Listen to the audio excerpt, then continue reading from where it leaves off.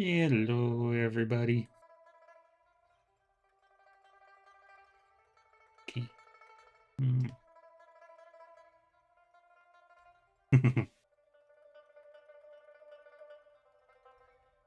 You like that, didn't you?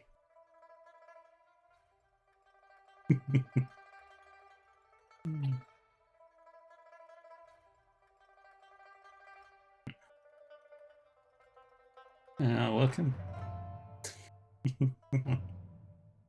uh, welcome back, everybody, to Shadowrun Hong Kong Extended Edition. I'm Ellie Mixie. Shadow the Hedgehog's on the run. Shadow's got a gun.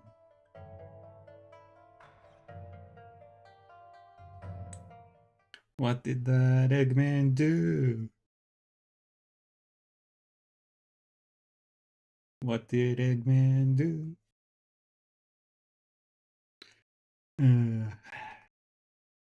So we were investigating serial killer hacking some rich folks. Oh, not rich folks. Leaders of a gang. A bunch of tech nerds.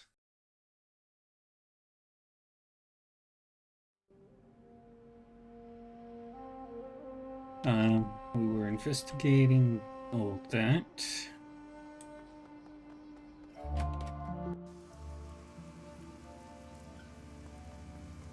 Now we're going back into Wampoa. He did his master plan. Wing Kwok. Welcome, ma'am. Welcome to Kwok Atelier, home of the finest clothing in Wampoa Garden. I am the owner, Master Tailor Wing Kwok. How may I serve you today? I didn't expect Wampoa Garden to have a tailor's in it. Many people don't.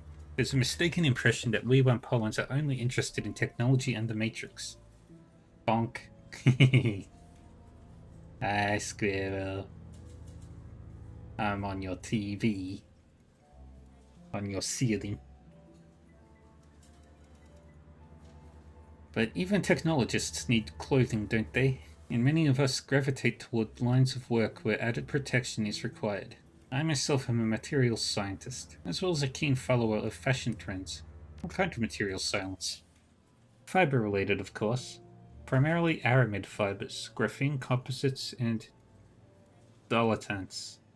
It affords me a certain unique perspective when designing clothing that is not only beautiful, but defensive as well. I specialize in high fashion body armor, similar to the kind crafted by Secure Tech or Vashon Island, but with a much more personal touch. You got stuff.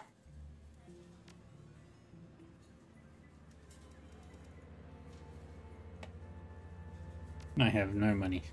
Goodbye.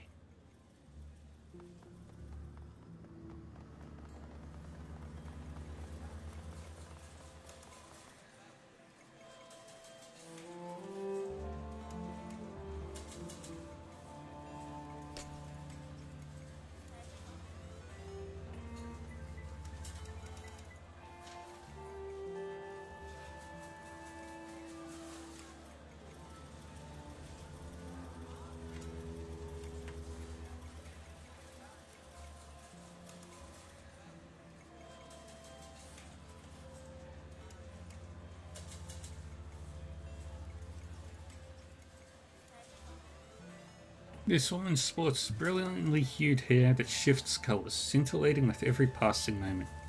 She is powerfully built, a natural athlete or someone who works out a great deal. Notably, a large shotgun rests on an arcade cabinet next to her. She affords you a short glance as you approach. When she speaks, you note a peculiarly lyrical accent to her voice. Something I can help you with there, friend. You're throwing off my game, and I'm trying to beat my best score. Tank War Europa? Haven't seen one of those cabinets in years. The woman's mouth twists up into a wry grin. Aye, me neither. Managed to find this one nearby. Accent. But I heard the music and thought, hold on there, Rainbow. You know that tune. After a few moments, Rainbow's game is suddenly over. Her tank obliterated by a barrage of air-to-ground missiles. She hisses her breath in through clenched teeth. Piss on ya, ma. Right robbery that was. Right then. Rainbow shakes her head again and turns to face you fully. You don't seem like them lampoons. They're all a mite touched, yeah? Maybe you are too. But you don't advertise it like they do. What's your story? I'm looking into the murders that have been happening. Ah, that's some nasty work. Bodies hacked up, chunks spitting out of them. Make sure you're loaded for something big and ugly, that's for certain. Where are you from? I can't place the accent. Born and raised in Dublin, down on the banks of the Liffey. Spent most of my early life there, working security on sacred spaces. You know, historical sites on their undeveloped land. The green movement was big in those days. It was a bit like being a park ranger, but it sure didn't beat some dead-end desk job.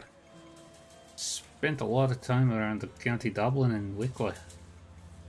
Always loved animals, and I found out being a ranger put me in close with them. It was a good time, yeah? Making sure the budding new species like the bogies and the centaurs didn't upset the ecology of Wicklow National Park much. Also kept the nastier bits like the HUCJ from running amok across populated areas.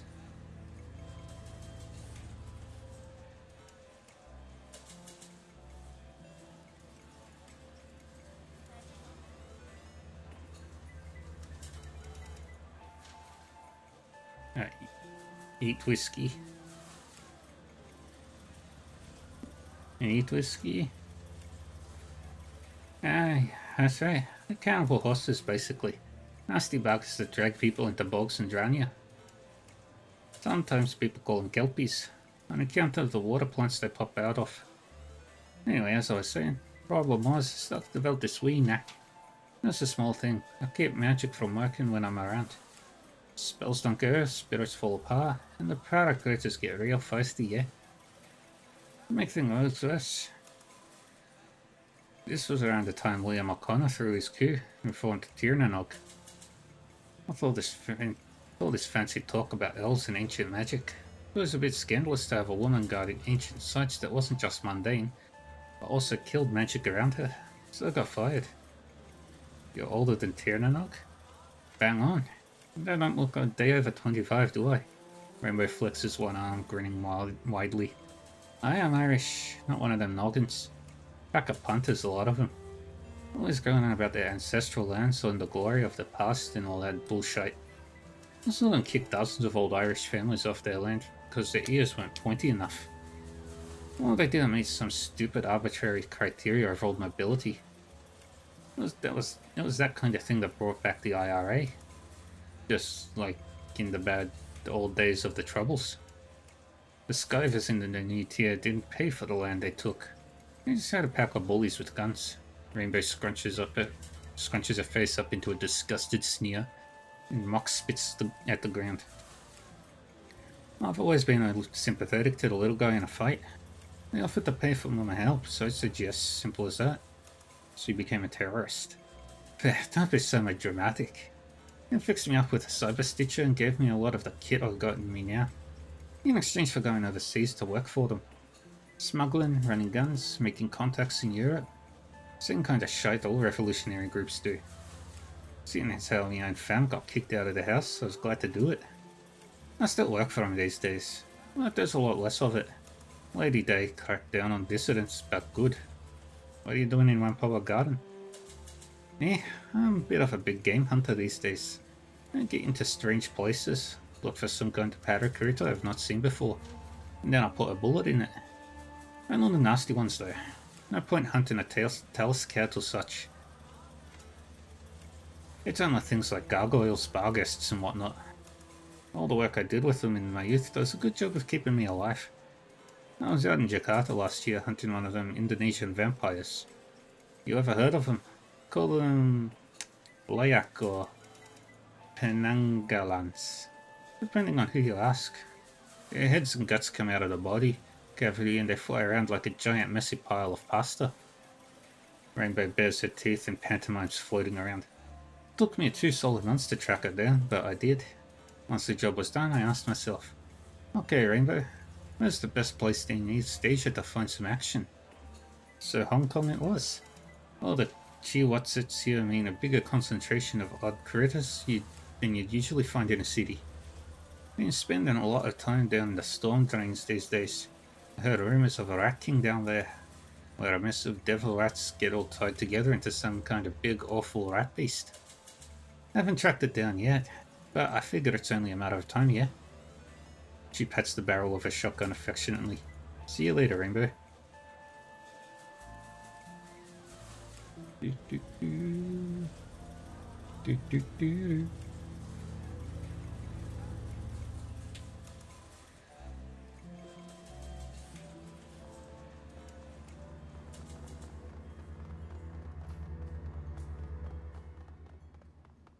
Min Vong. The owner of this shop barely looks from his PDA while greeting you. His tone is one of immense boredom. Welcome to Min Vong Matrix Materials, aka MVMM. What can I get you? Show me what you have for sale. Okay, you've got some decking skills.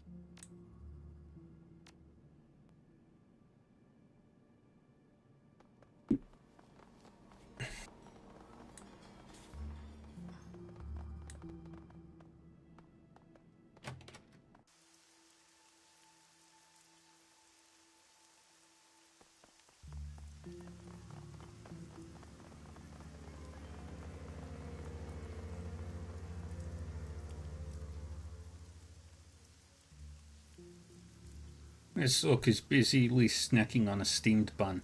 As you approach, he wipes off one of his hands and sticks it out toward you.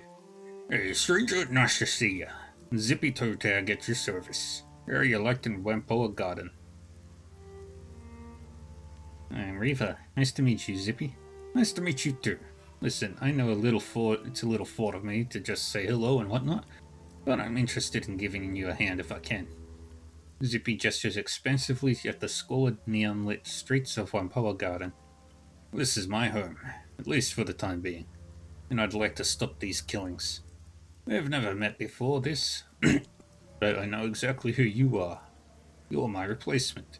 The elders had me autopsy what was left of Elder Gan and Elder Nakamura, after they got ripped apart, but I didn't want to dig any deeper. So since I don't know you, and I can smell a Shadowrunner a mile away, you've got to be the outsider they asked to stop the killings, right? Very astute. That's right. Zippy tilts his head back, obviously pleased at his amateur deduction. See? I have good eyes. A lot of good eyes, actually. You're on the market for replacements. They're only slightly used. And they only come from certified donors, I swear. A hearty belly laugh erupts from the orc, and he slaps one of his thighs in elation. And I kill myself. Pretty funny. You're a stand-up comedian? Jokes like that? Are you kidding me? I'm one of the only trained surgeons around here. I keep the other Wampoans healthy. Got practice down the road. Blind Chen's a pretty good cyber doc, but he's basically an implant specialist and that's it. How'd you end up here? I did my residency back in the UCAS. Could have become a real MD too if things hadn't gone south for unrelated reasons. Zippy opens his coat, revealing a cyber deck. He pats it proudly. I also deck a little, but I'm better at slicing skin than I see. Wampoa Garden seemed a good fit for me. So is it fairly peaceful around here? For the most part, other than these killings, we don't have much by way of problems. We do information security for the triads, and that makes us fairly impervious to anyone who wants to start trouble. Anyone starts something, we hit them in the Matrix while our triad friends hit them in meat space. Some small-time gangs have tried pushing in here before, but they backed off when they figured out they weren't just picking a fight with Tang and his guys, but with both the Red Dragon and Yellow Lotus. They got the message real quick. What was left of them anyway. Must have a lot of customers. That's the chip truth. I have to charge to cover my costs and eat, but it's damn near free service. There's always a waiting list, but it's good, honest work. I like helping my neighbors and the community. We all look out for each other. Somebody messes with one of us, they mess with all of us. That kind of community is rare as gold, these days. How many places have an ethos like us? Not the damn course, that's for sure. I've lived a lot of places, done my fair share of Shadowrunning. This place is special. It's been a long time since I really felt like anywhere was a real home. Zippy looks off past you, toward the Wampoa Garden streets. His expression grows wistful, like he's remembering something from a long time ago. I'm sure I'll move again, but not for a while. I'm not done with this city or these people. Let me ask you about Wampoa Garden. Sure thing. What do you want to know? Looks like Tong was killed by a blade, not a broken neck or a bite. Zippy recoils, shuddering against the rain. What kind of blade? Was it a knife? A sword? Maybe an axe? I don't know, but he was attacked at the back of the neck. I don't like that at all. Zippy shivers, looking warily around. This whole affair's got me on edge. People dying is nothing new, but the flayed skin. Ugh.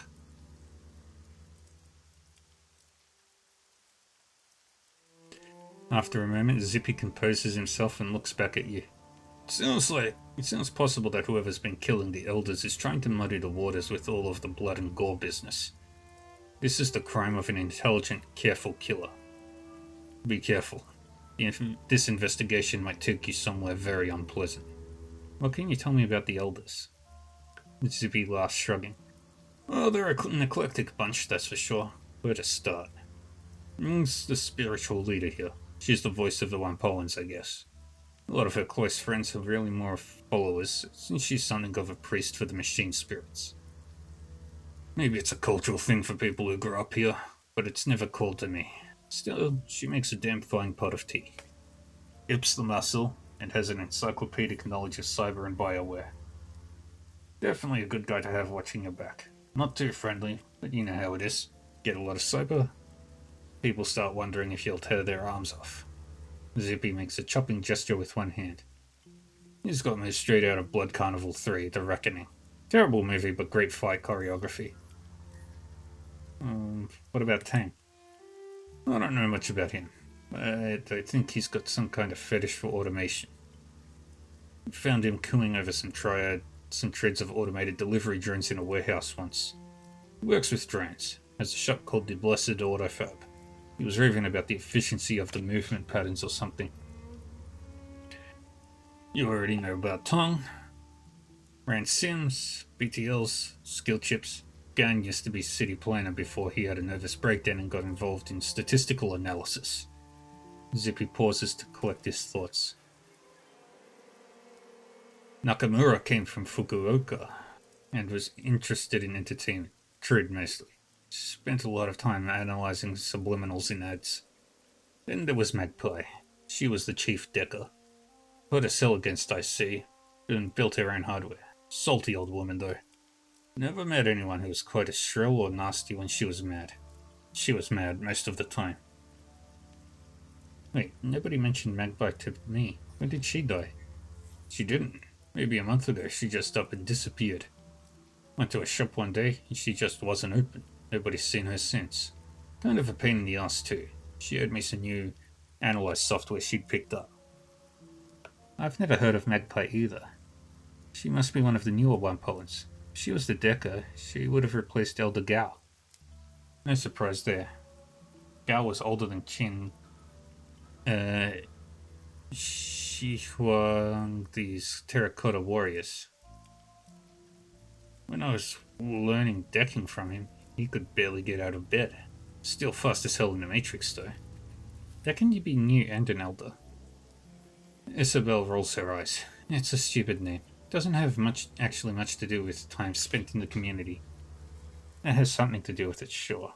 But it's mostly about how skilled you are, how good your connections are, and how much you can help everybody else. Should have called them experts or something. Bingo. That's exactly it. She was only here for about 3 years. She knew a lot of people all over the Matrix. In Shanghai, Beijing, all kinds of places. That plus her skill meant she was a shoo-in when Gao died. Why would she disappear? No idea. One day she was here, next, poof. First I thought she was just on vacation, since she had mentioned wanting to see the Kingdom of Hawaii someday, but it didn't feel right. She would have at least told me she was leaving. Seems mighty suspicious to me. No one else seems to care what happened to her. Probably because she pissed them all off so bad. A little odd for her to just disappear, don't you think? Of course it's odd. She owed me lunch too. She was the sort who paid her debts promptly. I might want to check out her shop. It's all locked up, but the other elders have a spare key. Couldn't hurt to look around.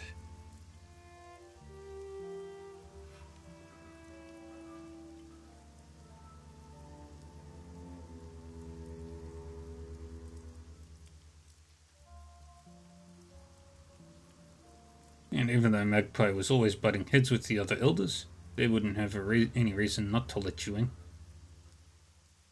Well, what do you mean they were butting heads? Posture check? Magpie and the others never saw eye to eye. He was contrary for the sake of it. Most of the rest had a grand vision for what they wanted this neighborhood to become. Magpie just wanted to deck. She was only an elder because they needed someone with her matrix chops. Last big argument was between her, Ip, and Nakamura.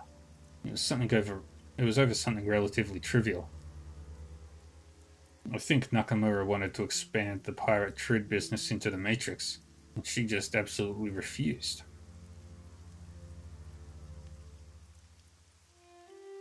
Why did she refuse? She said something about not using up valuable bandwidth for trivial entertainment bullshit. Anyway, it went from there into this rant about how she wasn't going to let Tang expand his drone business any further because it would get too much megacorp attention. They accused her of blocking them just because she could, which is probably true. Lots of screaming. No wonder they were mad. Yeah, you're telling me. I like the old coot, but she was a handful at the best of times. Everybody needs her matrix skills for their businesses to run properly. There are other deckers, me, say, or Mo Janebi, but she had the infrastructure. If their project didn't interest her, she wouldn't even give them the time of day. She's a real hardhead about having her time wasted, but she figures if she's not interested in something, it has no value objectively. Kind of a major blind spot, if you ask me. Sounds like she was critical. Yes and no. She was, but since she disappeared, Elder Ip's taken over running the Matrix infrastructure. He's not as good as she was, but his experience with drones makes him the best candidate. They wouldn't trust something like that to anyone who wasn't an elder, so there you go. What are your thoughts on the murders? There's a sharp intake of breath as Zippy shakes his head. Pretty gruesome business. Gun died from a broken neck. Looked like someone had wrenched it around, and his arms and legs were cut off. Some skin flayed away too. Nakamura had his throat ripped out by someone with pretty sharp teeth. First I thought it was a devil rat, but the teeth marks were all from something with a humanoid jaw. I didn't look at you, Tunde. From what I saw at the distance, it was the same story. Didn't see much point, since I'd seen it twice already. As for Tom, from what Porter told me, it was Gan and Nakamura all over again. You take a look at him yet? Yeah, it's the same as you described for the others. Zippy shakes his head sadly. Damn, I liked Tom. The BTL business is unsavory, but the man had to eat. And his regular sims were great. Generally all around nice guy. Friendly with everyone, never had anyone mad at him. There ain't no justice, let me tell you.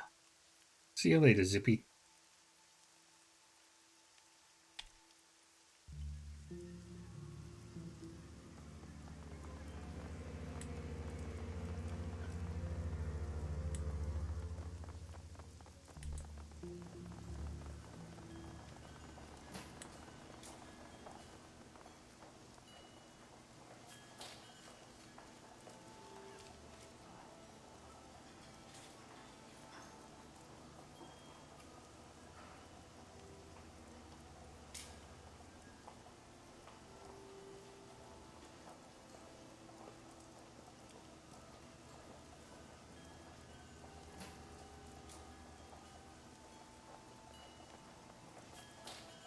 The front man in front of this stall is rooting through a box of music chips with the swift fingers of someone who knows what they're looking for. Behind him, a music player pumps out a constant stream of distorted, atonal music. The stall's proprietor is nowhere to be seen. Can you believe this? They've got 4 bootlegs of Echelon 60, the unreleased Enoch Ian Keys double chip show from Brazzaville, but absolutely 0 chips from Shotgun Bloom. This stall stuff's purely second rate. Alright, that does suck. Shotgun Bloom's one of the best bands I've heard in years, easy. The music aficionado nods enthusiastically. See, your friend gets it. Real talent, that crew. Like nothing I've ever heard before. The Decker inclines his head politely toward you. Merge Nebby, at your service. Decker, technologist, music fan. You're not from around here, are you? You don't hold yourself like a native. Not Waipoa Garden, no. Mo runs a hand through his hair, shaking the collected rain off it. I thought so. What brings you out here? I'm trying to find out who's been killing the elders. Decker pauses a moment, face falling. Ah, that's a nasty business. I heard Tong died tonight. I don't know who or what they're pissed off. It seems like a really bad scene. I'm trying to keep my nose out of it. Still, I like this place. Is there anything I can do to help? What can you tell me about the Wampoans? We're a collection of freaks, geeks and nerds. And tech junkies. This place may look like a third world bazaar, but believe me, we have stuff here that's cutting edge in almost every field. Mo swells with pride and plants both hands firmly on his hips. Maybe it's not as advanced as the stuff that Omegas have in their development labs, but it's as advanced as anything you can find in a store. People come from all over the world to buy and sell here, and work out deals for big shipments. We've got contacts with every pirate and smuggling group in the South China Sea, and every major syndicate and gang in the Free Enterprise Zone knows not to mess with us. Not only are there a lot of us, nobody wants to lose what we're selling. The Red Dragon made a plea 4 years ago, but we chased them out. Mo gestures with both hands as if showing away a bothersome insect. Scooted off back to Ho Mountain, and they've never been back. Good for you. That's how you survive. It's all about playing the angles. Yeah, it pissed them off, but then we sold goods to the Yellow Lotus at a discount. In exchange, the Yellow Lotus kept them off our back. You don't have to beat up the big guy to win. You just have to make him step back so the other big guys see that he's off balance. Stand-up fights are for the megas. We're about survival, just like everybody else in the shadows. Know anything about the murders? I'm trying to stay as far away from it as possible. I'm not connected enough to hear anything important. And all the talk about monsters is just plain dark. I'm not afraid of monsters. But I don't want to get their attention. All I know is that a couple of months ago, we had elders Nakamura, Yatande, Gan, and Magpie. And now we don't. I've heard about Magpie. Sounds like she was kind of vicious. To be blunt, she's a hateful, shrewish old badger of a person. It was always her way or the highway. She'd butt heads with the other elders on damn near anything. Last fight she had was with Tang over something or other. Guess she ended up throwing some of his microdrones into a deep fryer and threatening to kick his ass around the block. What was her line of business? Matrix gear. Her shop's called the Jackpoint. Not very imaginative, I know.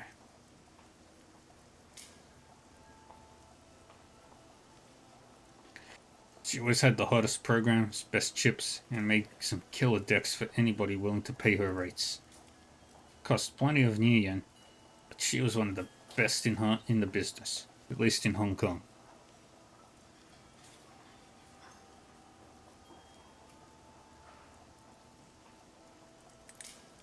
If you want to know more about her, you should talk to Zippy. He's one of the only people around here who got along with Magpie. You can probably find him by the MTR station. He loves the steam bund card over there.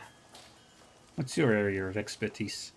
I'm a Decker. Used to be a company man for years, pushing code on their servers, smearing the little cyber pukes that would try to get into our secure systems. I made a pretty good living. Had my own place on the 48th floor in a corporate skyscraper. It was the kind of thing the Sims teach you everybody reaches for. The dream life. So what went wrong? I found out the company wasn't what I thought it was. Sure, they paid me well and kept me in creature comforts. But I accidentally looked over some misfiled reports while cleaning out a company data store.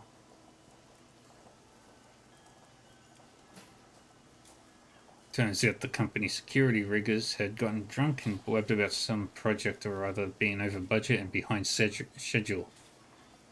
That's not good. It'd be a fireable offense, right?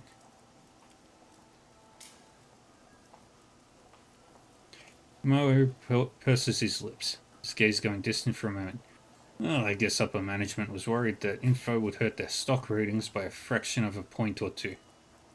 So they fired the guy, with a .308 round right through the skull. You should know that's how the corporations handle problems. Oh, sure as hell know it now. Get a wake-up call like that, it'll really open your eyes.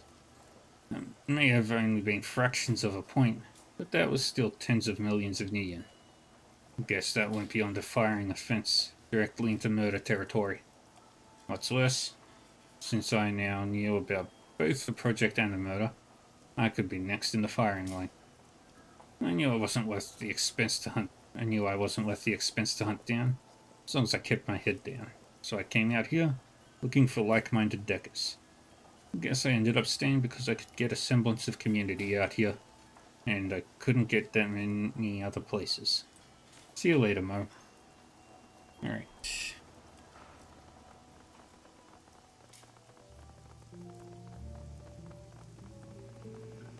Now we've got to go talk to the elders again.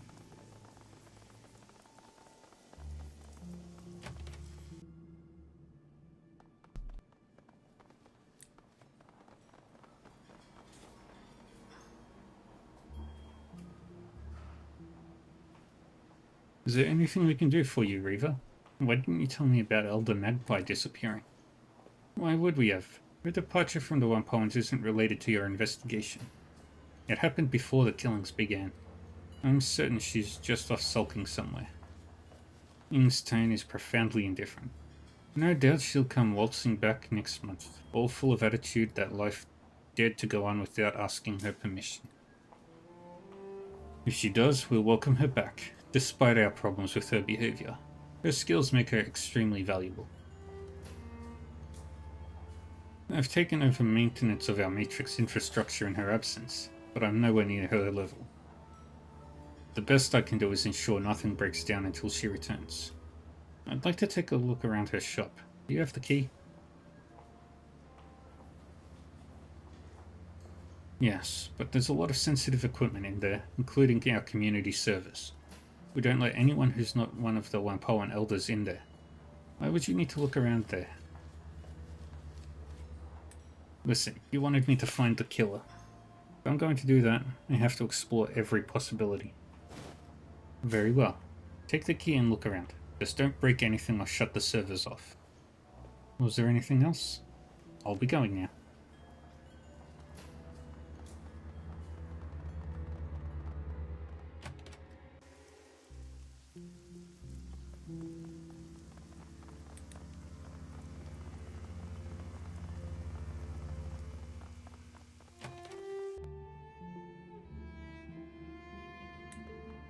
The display case.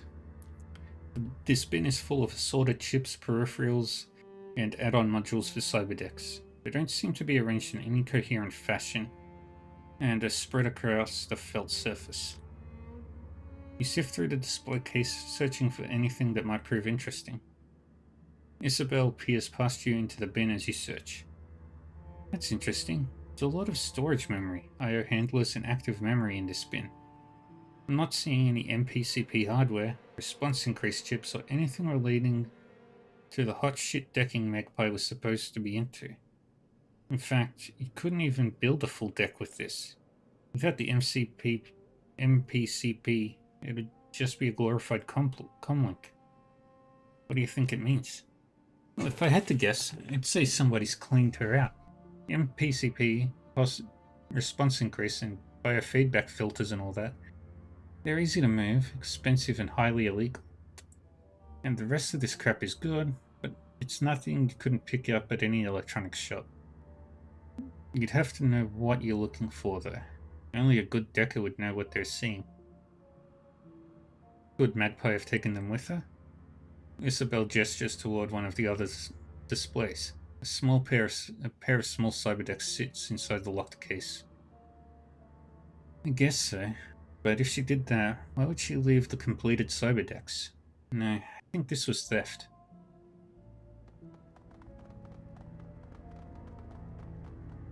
The front of the server's case hangs open, the inner machinery quiet and without power. The clipboard is stuck to the side by a piece of duct tape, its papers filled with a long list of programs and their prices. A quick glance over the program sheet reveals names like Bugs, Bugs, Bugs, and Black Hammer. Undoubtedly, this was Magpie's attack program storage machine. Somebody's removed the drives, and it sure wasn't Magpie. Yeah, look. Isabel gestures to the innards of the open server. Near the back, a solitary red light blinks. The main drives are disconnected properly, but it looks like she modded the server to have a backup drive with its own battery-based power supply. If it was Magpie, she would have taken that too. Crap, this is a Fuji XB1000.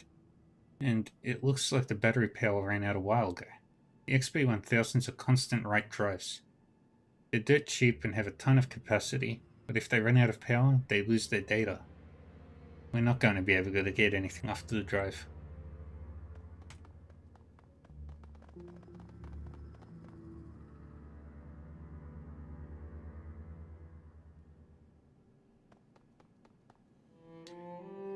Magpie's desk is the messy most people only associate with rats' nests, hoarders, and deckers. The surface of the desk is littered with cigarette butts, half-finished cans of soy calf, and scraps of electronics. A towering pile of empty instant noodle bowls sits next to it. Their sides are blazoned with Honest Wang's instant old-time ramen, and depict a line of top hat-wearing caterpillars dancing with canes. Sweet mother of God. Duncan recoils, a revolted expression spreading over his face. Deckers, man, I don't get it. Why the hell wouldn't you pick up after yourself if this is where you work? Isabel shrugs indifferently. She was probably busy. When you get in the zone, you have to keep at it. That's just how it goes. When you're in the Matrix... She probably had a timer in her deck to remind her to toggle back to meat space and eat. Duncan looks at you, giving you a pointed glare. If I ever have to get in the zone that bad, promise me you'll punch me in the head. This place is gross. You gingerly root around in the desk, doing your best to avoid the more disgusting piles and spills. It isn't easy. The desk's drawers are stuffed to overflowing with receipts, cigarette packs, optical chips, and cables.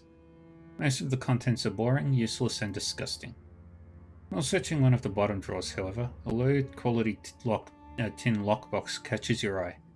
Someone has pried the latch off, leaving a ragged hole where a lock should be. The interior of the box has several sleeves for storing keycards, all of which are empty. A small note is taped to the interior of the box. Spare stockroom keys. The door is in the rear of Mrs. Yang's restaurant. Do not lose these. Use only if I am not available to open the stockroom. A stockroom, huh? So who broke the lockbox to get the keys out? Probably whoever cleaned out Magpie's equipment. I'm thinking you're right. Whoever tore the latch off the box was in a hurry. Any of the elders would have cracked the maglock without much trouble, and most regular Wampowans could too. This seems like somebody who was tossing the place, and wanted to get in and out as fast as possible. If someone was after Magpie's gear, her stockroom would be a goldmine.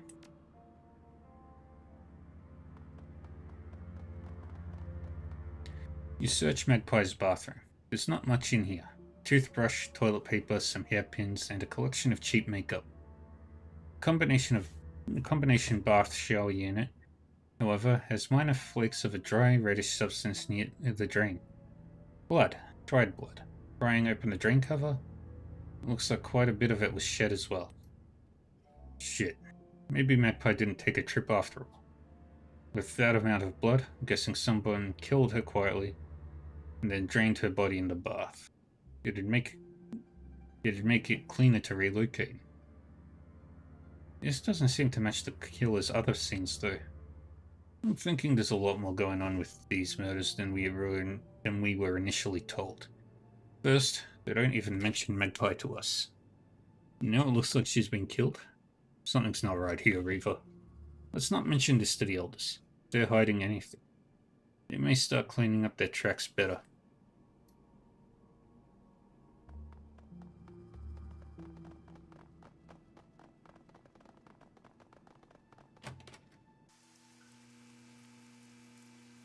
Alright, now we go over here, talk to Breaker.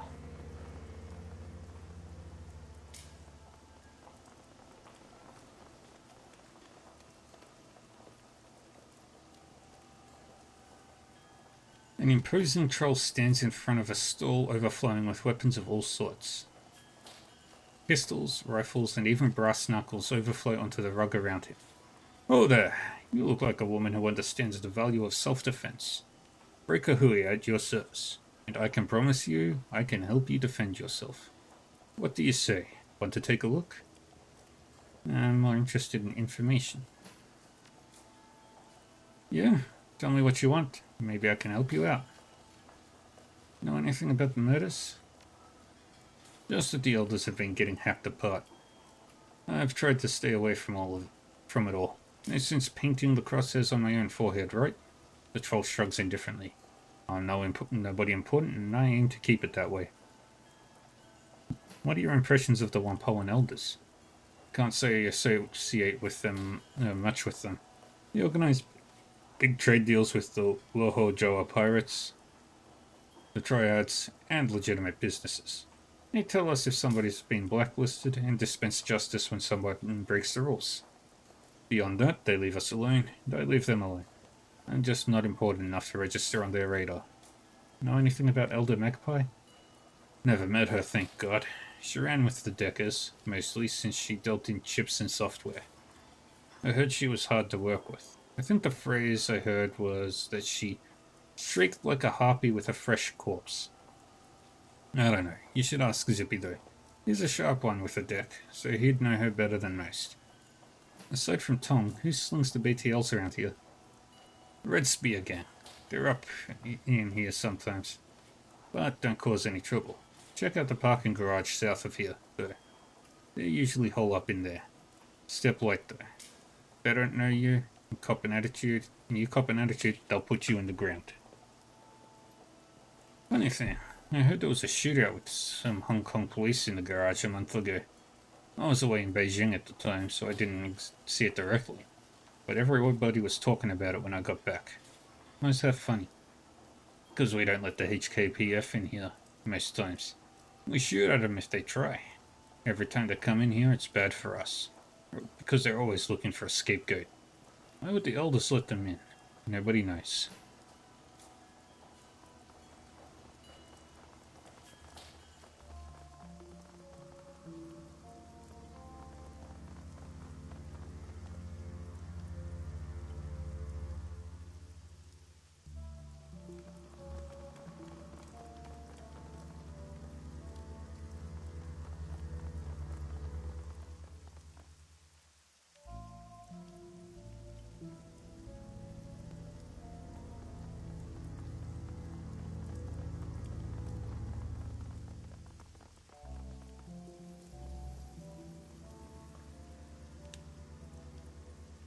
The man has a tired, world-weary demeanor about him. His eyes track your movements with a penetrating, critical precision.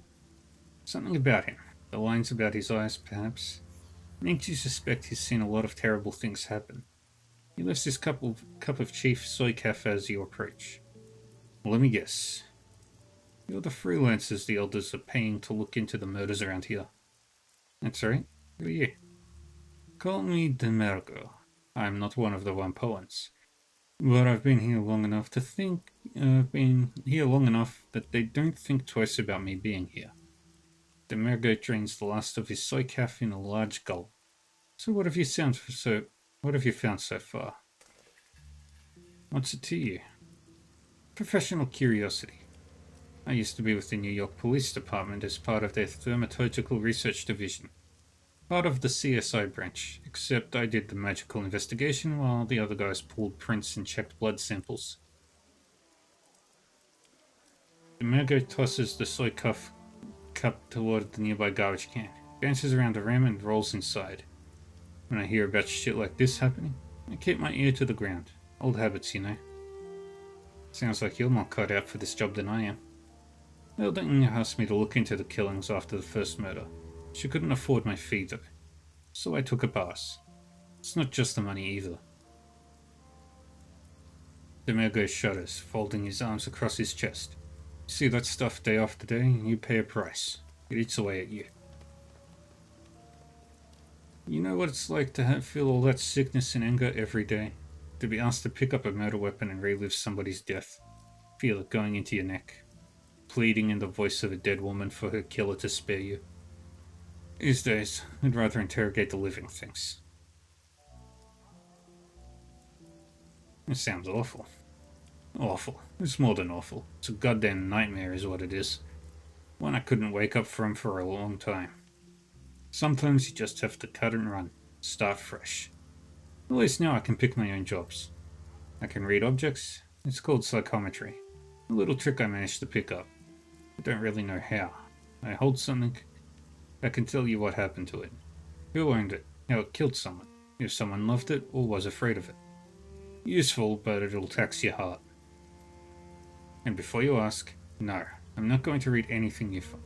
I've already told Ng I don't want any part of this. If you want advice, I'll give you that. But I'm not getting drawn in further than that. So aside from that, is there anything I can help you with? What can you tell me about the Wampoans?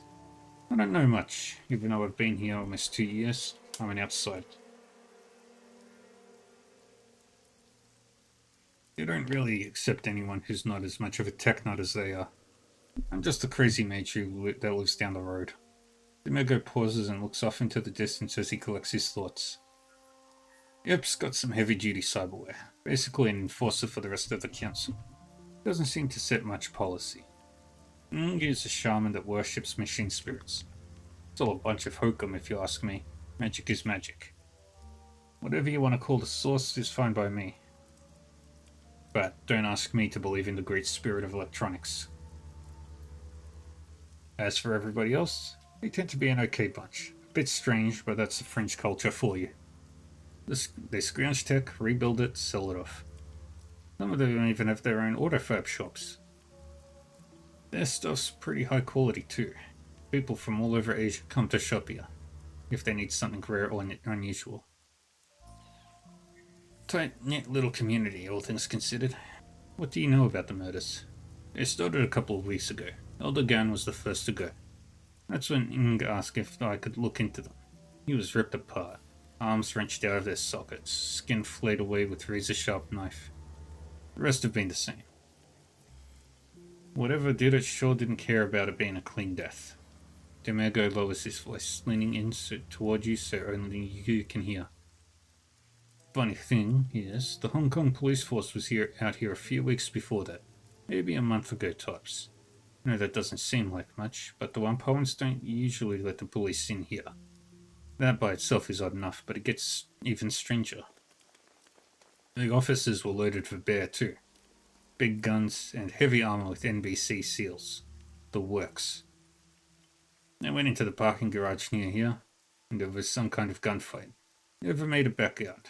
When backup showed up, the Wampoans chased them away. Why would they let cops in and chase them away? That's exactly the kind of question you should be asking.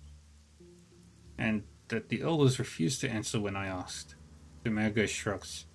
Go take a look for yourself, if you want. Watch out though. A gang's taken up residence in there. dealing drugs in BTLs. They call themselves the Red Spear.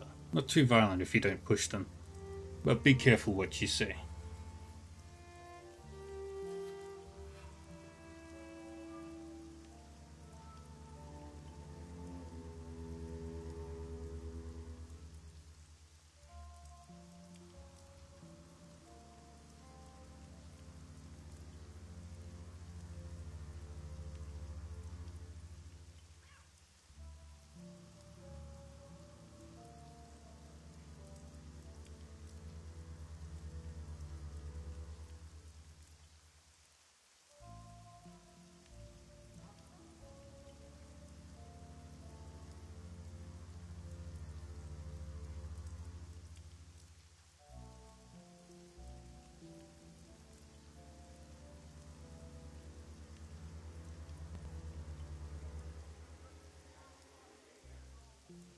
Tong wasn't afraid when he died. He was caught by surprise. Demergo arches an eyebrow. That's not what I would have expected. With the amount of mess at each scene, the victims should have left behind a hell of a lot of fear and pain. Are you sure? Very sure. Tong died tonight, so the astral signature hasn't had time to fade. It was only a sense of perfunctory accomplishment. And it sounds like this wasn't a crime of passion. A planned attack would have that kind of resonance, in my experience. It's possible the gore show is to throw off anyone looking for the actual reason. Demergo closes his eyes and starts to nod. Yeah, if I wanted to kill someone and get away with it, I'd try and point a finger at some kind of monster. Demergo opens his eyes and smiles a thin, humorless grin. Basic Investigation 101. It's usually the simplest explanation, but don't discount the other possibilities. You think the mess wasn't incidental? It's a possibility. Ask yourself this. If the mutilation happened after Tong's death, why would a killer perform that kind of ritual? Serial killers who engage in that kind of ritual don't feel perfunctory about it, in my experience. It tends to feel more like they're taking communion. It's a religious or sexual feeling most of the time. If this didn't feel that way, I don't think the killer is actually pathological. Tong was killed by a bladed weapon, a single strike to the base of his neck. That's a precision attack. Most knife fights end up with a lot of shallow cuts and blood over the victim and attacker alike. If Tong was killed by a single strike, definitely wouldn't have seen it coming.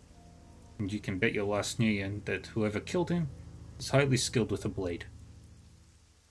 That says to me that the attack is either a professional hitman or a practiced serial killer. It could be both, too. Assassins don't tend to be the most empathetic people. Demergo considers this information for a moment before speaking again. Was the attack a thrust or a cut? It was a slash. Why? If the wound was a thrust, your attacker was using a knife of some kind. Anything over about 10 inches would be pretty hard to thrust with at that kind of angle. Next too high for a longer blade. If it's a slash, you're looking at a sword or a cleaver attack. Both of those are popular with the triads. They make an awful mess and send a message that they're not to be trifled with. See you later.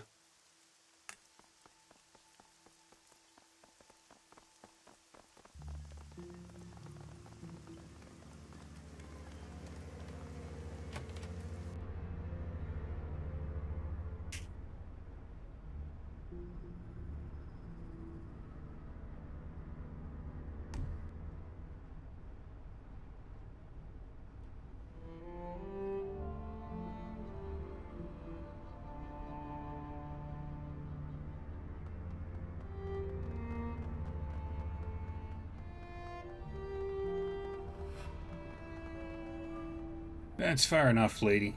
The woman hefts her weapon, tossing a nod toward the gangers behind her. This lot's our turf. If you're looking for a fix, you're welcome to trade. If you're not here for business, clear the hell out. Try and wander around on our turf, we're gonna have to air you out. So what do you say? Looking for a little pick-me-up? A little nitro to give you some pep? Maybe you want some chips. Take that edge off. You want it? I got it. What happened to the fighting here? As far as I know, some police showed up looking for somebody. They got in here, all of them got killed. Whoever they were after was long gone by the time we showed up. There used to be a lot of Wampoans living here. They all cleared out, muttering about ghosts and shit like that. You heard anything else about the murders? Nothing much. I'll tell you what though. I've got a guy named Kang. He was down in the storm drain system last week. Something was moving down there. Big too, man-sized. But it wasn't speaking any language Kang understood. Kid beat feet back here as fast as he could. Thomas dropped his storm drain key on the way out though. You want to go looking for whatever it was? You'll have to get a new key from somebody else. Kang stole his from a city worker. Who else might have a key to the storm drains? There's a guy named Porter Lamb who's got keys to pretty much everything. He's somewhere between a cop and a handyman. Ewan also mentioned some elf woman with crazy coloured hair who managed to scam a key. He said she hunted paracritters down there, devil rats and shit. Can I look around this garage? Woman, are you deaf? What the hell did I tell you? No, goddamn well can't wander around our turf. The ganger shakes her head, mumbling something about idiots with no memory. I'm on business for the Wampoan elders. You're only here because they tolerate you. When they hear you're blocking me, your ass is gonna get kicked all the way to Suen Wan. The ganger shifts nervously, glancing around at her allies. Okay, I'm listening. What kind of business are you on? I'm investigating the murders of the other elders. Gunfight with the HKPF might be related. Alright, he only moved in here because all the Wampoans are too shit scared of monsters and ghosts to come back in. The elders told us it was alright if we moved in here. Seemed happy to have us camped out, honestly. Look around, knock yourself out. Just stay out of the way of our business.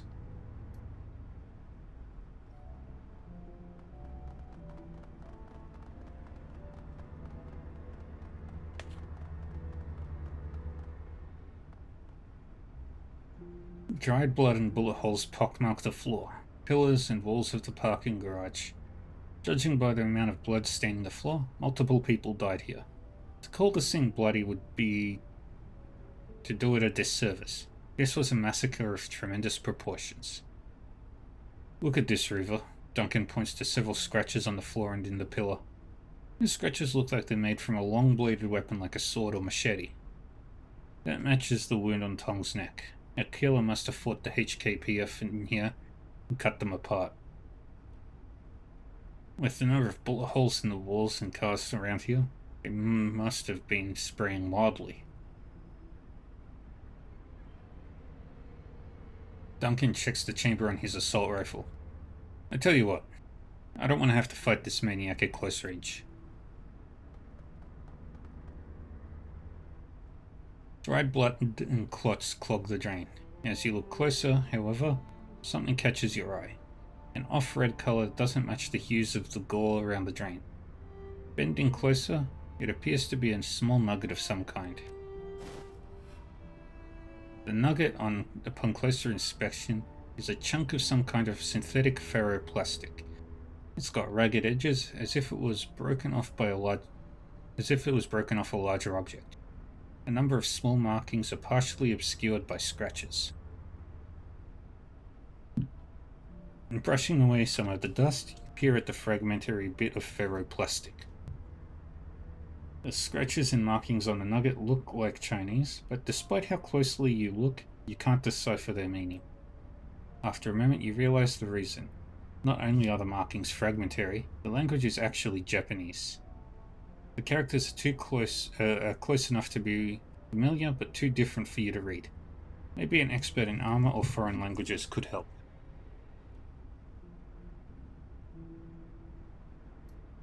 You know, I'm not sure who in Wampoa Garden speaks Japanese, but Wing Kei Kwok has a shop down in the Wampoa boat itself, by where we met the elders. If anyone around here would know about armor, it would be her.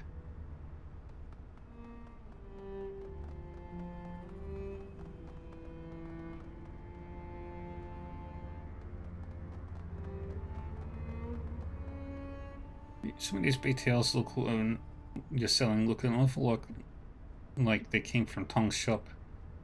Yeah? So what? Why do you care?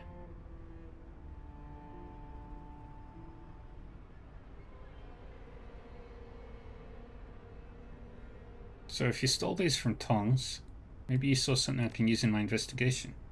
Yeah, I guess that's fair. It's like this. Broken Thumb Yuan was walking down the street, sees this guy going to Tong's joint right at closing time.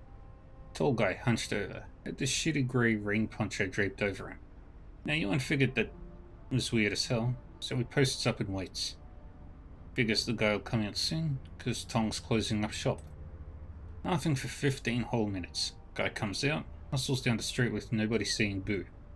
I figure he was waiting for an ebb in the crowds. Yuan sees some blood smeared on the door, though, so he goes to check it out. Inside, total carnage. But you know what? Tong's not going to be using his gear anymore, so to hell with it. Yuan injects the lot of it. Business is business. Damn right it is. That's all I know. Guy had to be the killer. Tall, grey rain poncho. Hunched over. Also smart about how he came and went. See you later.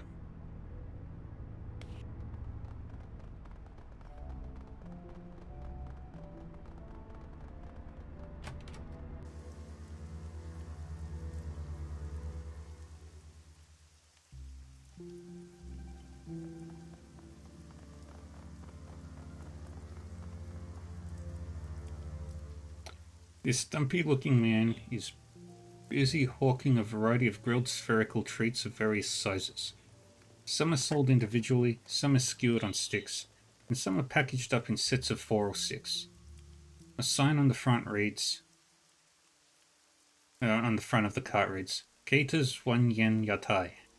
A cacophony of small trid screens are attached to the cart, each playing a different trid show. Interest you in sandango? Takoyaki? Maybe a nice nickelman. That's a pork bun with a Japanese twist. Any kind of tasty Japanese treat you can imagine, I've got it. Maybe some curry fish balls are your speed. Keita will give you your heart's desire, provided that desire is on my menu. Let me have some dango. Your wish is my command, good man. Keita definitely pulls one of the dango sticks out of the cart and drops it onto the grill. The small robotic arm slides out from the cart and begins turning the stick until the balls of rice flour are a toasted brown color. Lifting them from the grill, Keita dips the entire stick in a tub of sticky brown sauce before handing it to you. The snack has both a sweet and salty flavor, reminiscent of sesame seeds and soy. The balls inside are pleasantly warm and surprisingly chewy. A bit like eating raw dough, but without the attendant chalky taste. Keita leans back, studying you intently. Protrude projections from his cart cause his face to be lit in a constantly shifting array of rainbow hues. So what brings you to Lampoa Garden, my friend? Somehow I doubt it's just the street food. Just here on a job. Keita nods just once. I can respect that. Sometimes the tides of life take you to strange places. And few places are stranger than this one. What can you tell me about the people here? We're tech heads, deckers, riggers, trid pirates, and everything in between. If I had to define this place, I'd say it's Asia's mecca for people like us. As for the elders, I can give you the basics. I'm a small fry, so we're not exactly on social terms. Some kind of crazy tech witch. She summons up spirits and casts spells, and works as the spiritual center of the tribe. She's a lot craftier than she seems too. She has this mother-to-everyone act going on, but I've watched her manipulate people into doing all kinds of stuff they wouldn't normally do. And they thought it was their idea the whole time. Magically, you mean? No, I don't think so. She's just really good with people. I stretch.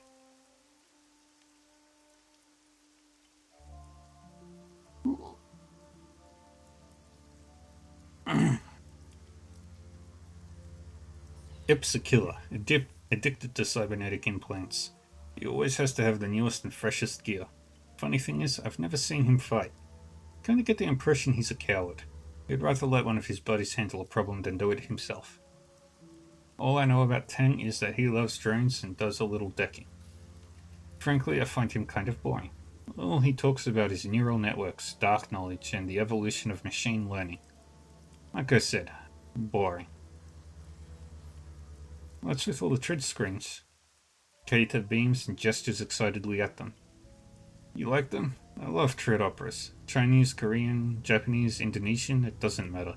This way I can watch all of my favorite shows without missing a beat, and I can work at the same time. Pirated tread is my other business. I rip the streams in the Matrix. Tap right into the corporate feeds and resell them on chip out here.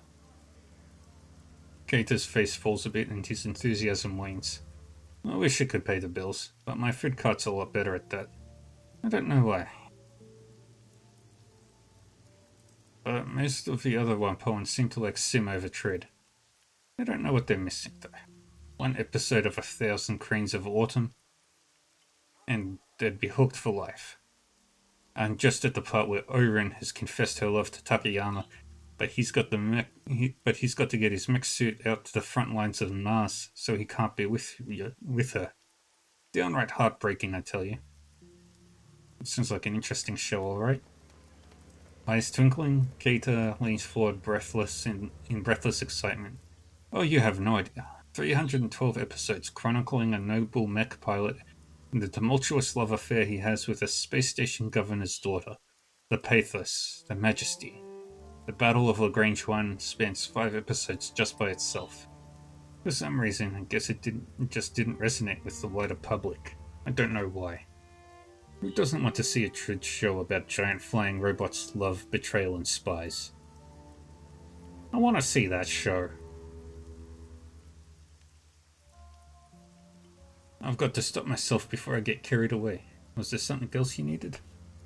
Alright, we've got ads going on, so I'll be back. So we'll take a short break.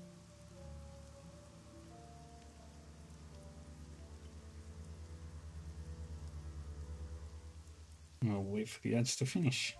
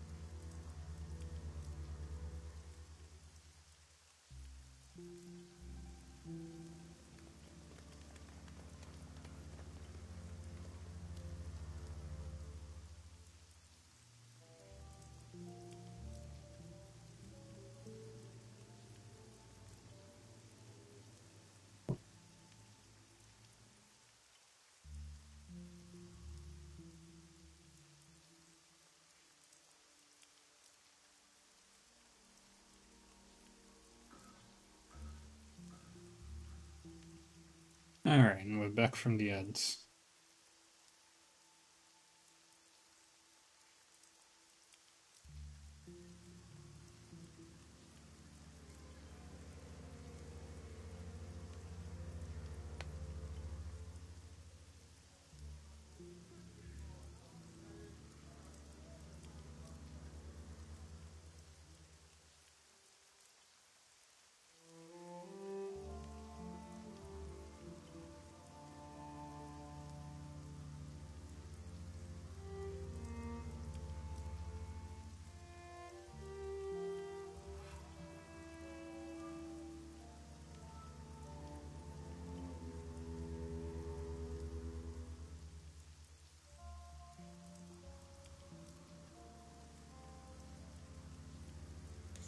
Yeah.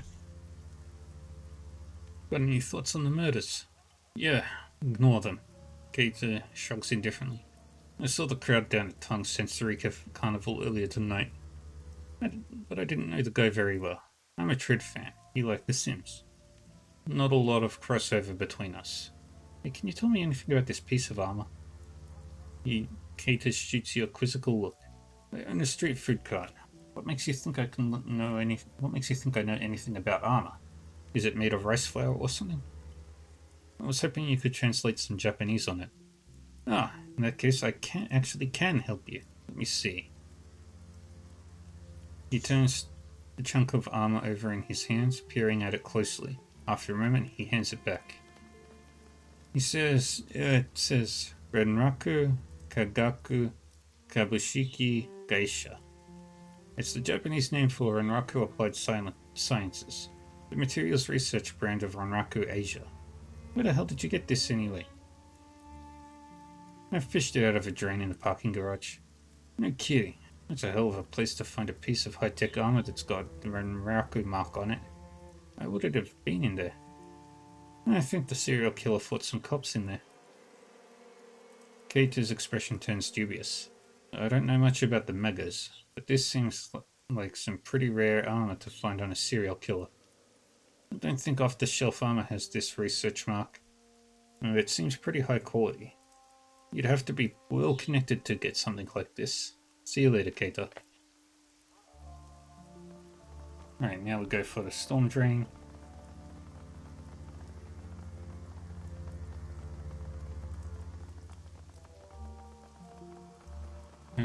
Let's talk to Water. Hey there, need something else? You have a key to the storm drainage system. Sure. Why do you ask? Drop a gun down the grate or something? Following up a lead on the killer. In that case, take the damn key. You'll have to forgive me if I don't want to go down there with you. Porter peels an antique Yale-style key off a keyring and hands it to you. Knock yourself out, woman. There's an entrance up by the Jade Mountain restaurant. Can't miss it. See you later.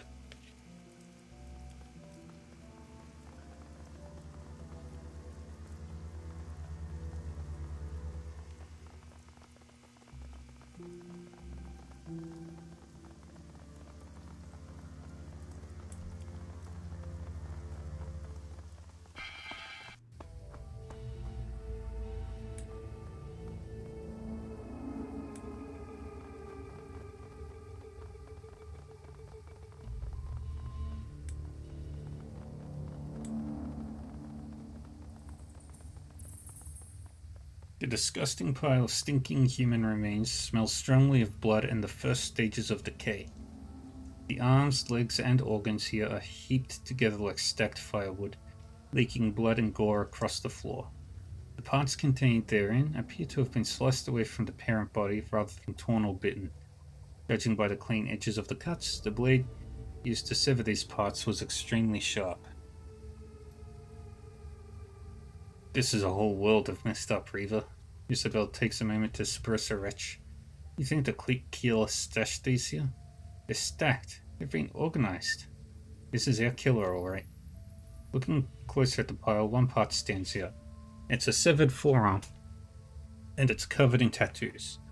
Words in a Slavic language and shining lighthouse adorn the forearm. and ring-like images are inked on each finger. On the back of the hand there is a skull inside a square. This arm belonged to a Vor.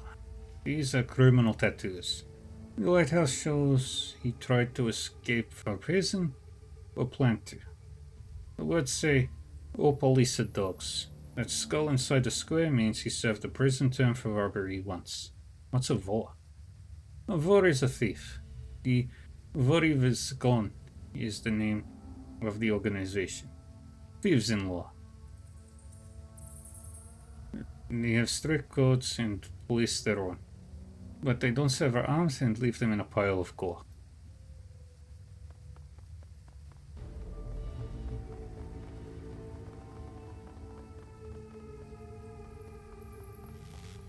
Despite the darkness, you see something glitter at the edge of the drain.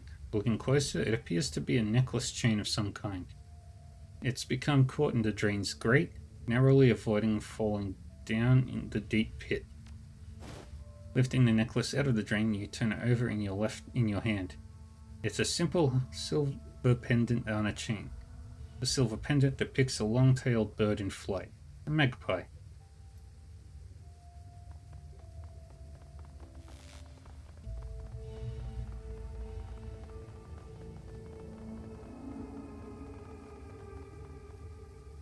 As you round the corner, you hear voices speaking just loudly enough for you to make out coherent sentences.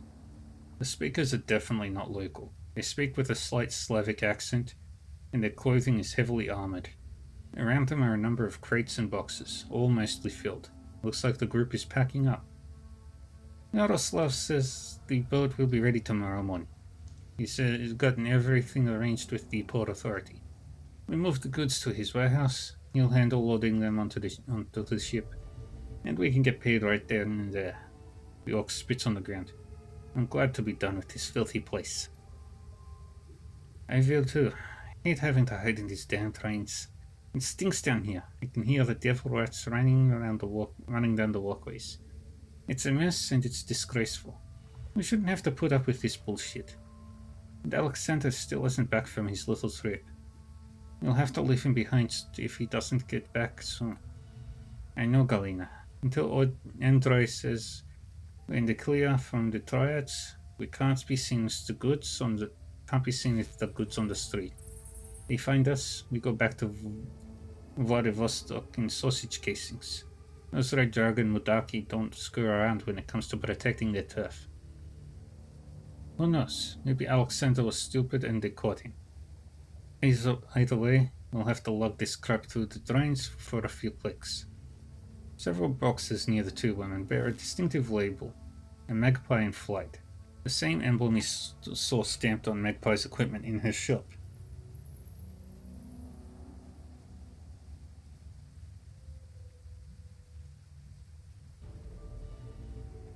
The orc woman sniffs the air suspiciously, and her eyes dart toward the dark tunnel you stand in. Before you have a chance to get out of sight, she locks eyes with you. The orc lifts her chin as she regards you, cracking her knuckles. What do we have here? Now, what have we here? A curious little pest comes looking for things that don't concern her. What do we do with pests, Galina? Galina puts her hand on her shotgun's barrel. We break them, Vasilisa. And then we hammer a spike through each of their throats, so anyone who sees their bodies knows not to meddle in our affairs. I suggest you stay with your pest. I'm not here to meddle in anything. I'm just looking for a serial killer. Well, you found some, friend. Us. You think you can just walk out of here after finding us? Think again.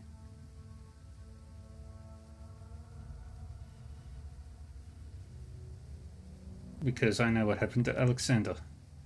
Vasilisa's eyes narrow. She hisses her words through her teeth. If you so much as touched him, your suffering will become the stuff of legend. I promise. Where is he? The serial killer I'm looking for killed him. Why should we believe you?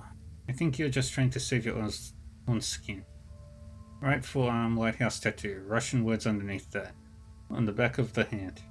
A skull inside a square. Sound familiar? Vasilisa and Galina exchange a significant glance. Okay, you've seen his arm. That doesn't prove anything. You could have seen it on him.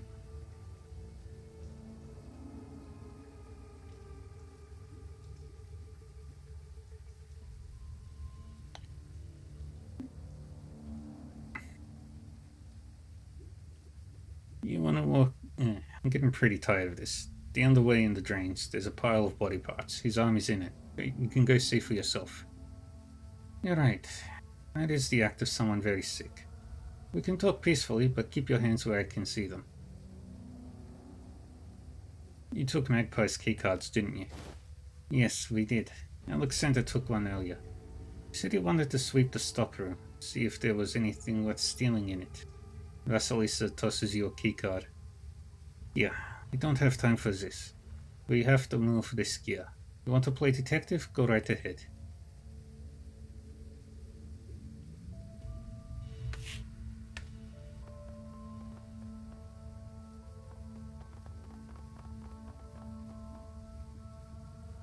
Is there anything you can tell me about the murders that I might not know?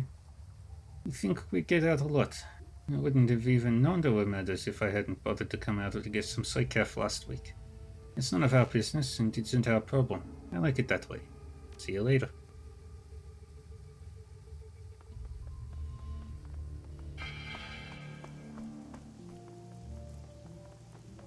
Alright.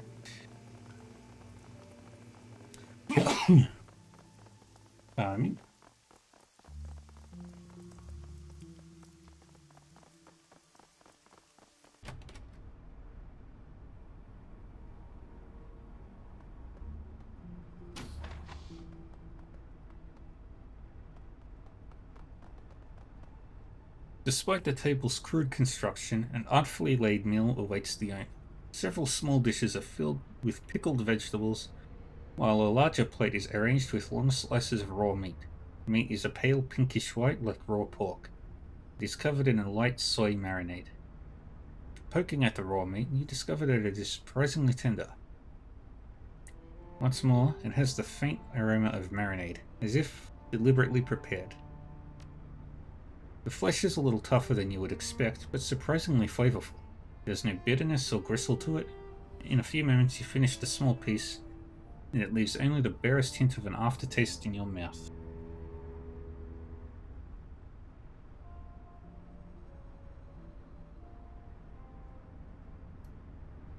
Duncan stares at you. You can feel his gaze even through his goggles. So this is how it's going to be then. How's what's going to be? We go on Shadowruns, find strange hideouts, and you eat their food? Gotten really weird since you left, you know that?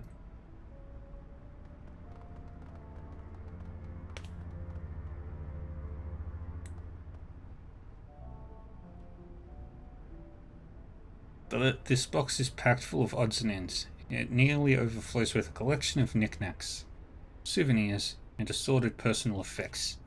There is no rhyme or reason to the collection of items. They appear to have been thrown in haphazardly. Among the contents are charms from various temples, a wooden mask, and a paper fan. The wooden mask is extremely light. It has been painted a pale white, and the surface is almost as smooth as porcelain. Delicate features and lifted eyebrows are matched with bright red lips and delicately carved teeth. The teeth have been stained a deep black.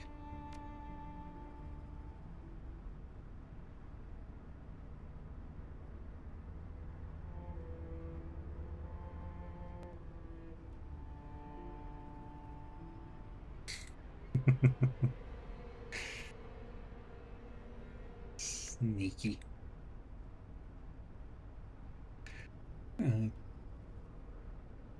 The small charms are square cloth packets, each approximately 1 inch wide and 3 inches tall. They come in a variety of bright colors and are embroidered with characters for prosperity, peace, wealth, and protection. Inside each appears to be a folded paper prayer or fortune written in Japanese. Unfolding the fan, you tilt it up toward the light to examine it. The image depicts an East Asian city from the 19th century or earlier. Curved roofs at sunset beside a deep blue river. Two ships sail down the river, which is in turn spanned by a long wooden bridge. In the foreground, laborers carry buckets along the shore as a man on horseback rides in the opposite direction. In the distance, a pair of large red buildings dominate the city skyline. One large temple hall and a 5-tiered pagoda. As you step away from the box, you hear a slight click in the distance, the sound of the door's latch shutting. You are no longer alone in the stockroom.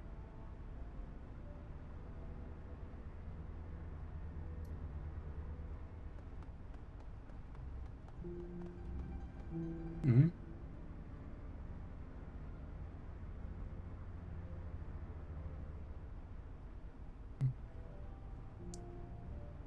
Why would I be mad at you?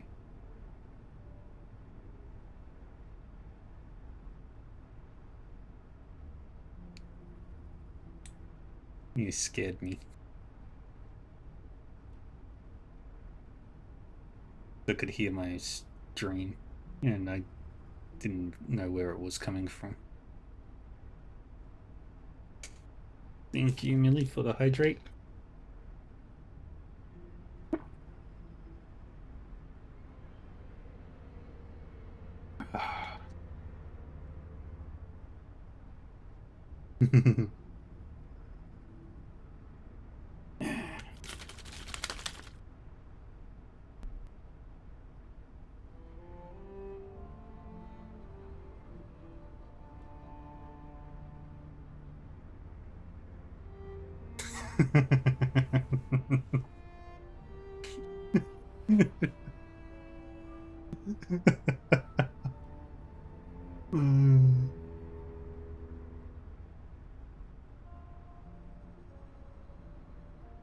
Why would I be mad?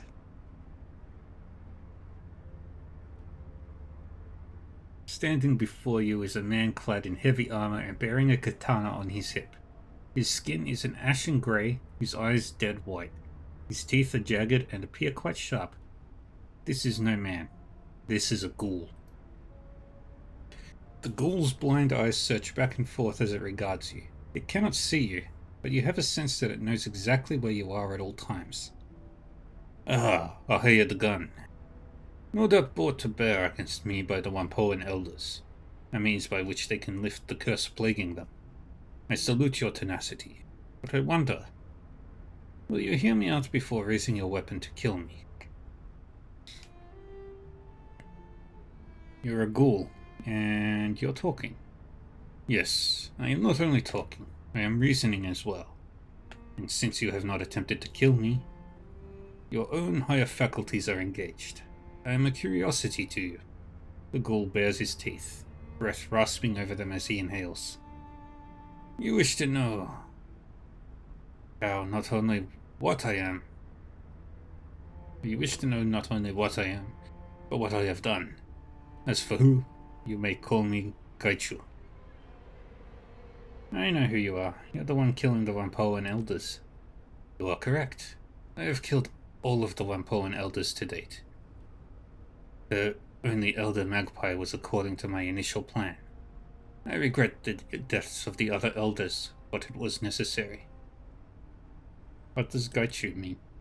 Harmful insect. It's the name I have taken for myself, since the word is usually applied to pests, especially ones who drink blood, such as leeches and mosquitoes. The first character means injury or evil influence. The second means insect or worm. This affair began simply enough. As you may surmise, I am not someone who can be seen in public without great risk. Wampoa Garden is an excellent place to hide, no police or triad presence, and minimal interest in things that lurk in the shadows. Unfortunately for me, Elder Ing discovered me through communion with her spirits. Rather than kill or chase me away, she came to me with a proposition. Ing and the other elders were having problems with one of their number. An elder named Magpie had been holding many of their plans hostage. and would not budge. They could not remove Magpie. However, because her services were too useful to the Wampoans at large, Ing offered to me payment to dispose of Magpie, and I accepted. Wu shoots you a sidelong glance, tusks bared as he grits his jaw. Why the hell are we talking to this thing, Reaver? It's a goddamn ghoul, and you know what they're like.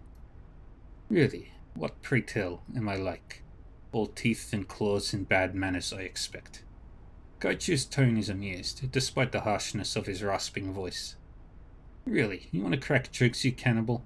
Wu takes an involuntary step forward, raising his rifle.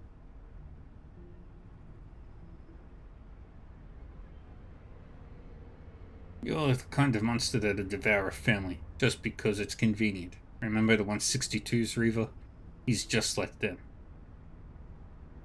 The 162s were a gang were in the Barrens. Like that makes a bit of difference. Go on, talk then. Talk to the monster. But I'm keeping my finger on the goddamn trigger. I believe that we were speaking of the Elder's plans to have me kill Magpie. Surely you must be a little curious about that. You didn't clean up all of her blood. I found some in her drink. Ah, unfortunate. I had thought I was careful enough.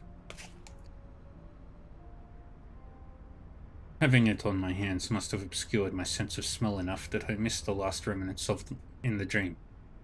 I disposed of Magpie's body by emptying the blood in her bathroom. Then I cut her up into more portable pieces. Those were placed in a plastic tub, which I took to the storm drains and hid. Gaichu nonchalantly waves a hand, his tone flat and unconcerned. It's unfortunate, but my survival depends on consumption of raw metahuman flesh. Letting such nourishment go to waste would be a foolish error. But why kill the other elders then? I contacted the elders, not in person of course, and they arranged to exchange payment. I assumed that since the job was done, Ng would be a woman of her word. Baring his teeth, Gaichu hisses his next words across clenched teeth. I was mistaken. I arrived at the nearby parking garage, and the elders had told me about it. They'd cleared out the other Wampoans under some pretense. Though I am not sure what ruse they used.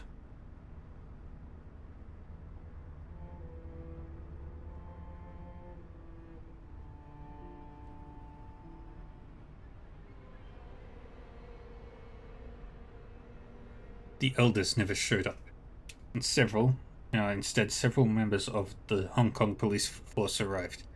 They were more heavily armed than usual, so I suspect they knew something of my nature. I saw scarring on the concrete from bullets in the blade. Killed them with a sword?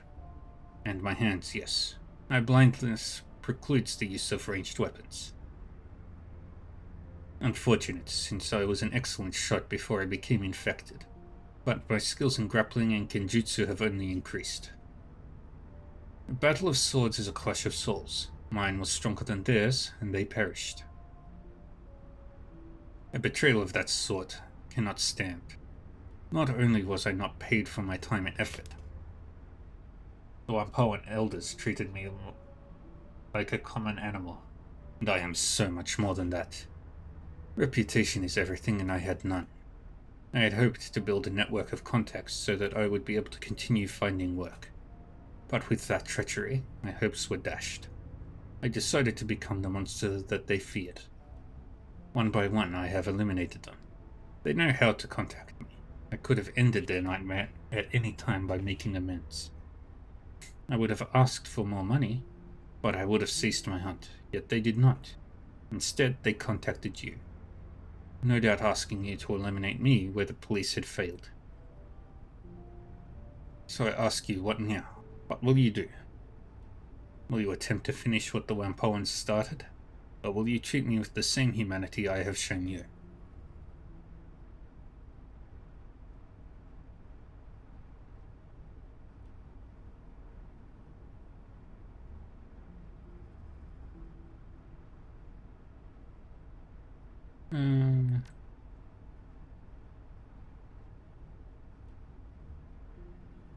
Very well. What would you like to know? Did you eat the elders? Some of them, not all. My condition requires that I consume raw meta-human flesh. I do not require a great deal to survive. Perhaps 3 to 4 pounds per week. Consequently, there is vastly more supply than demand. Is this from your armor?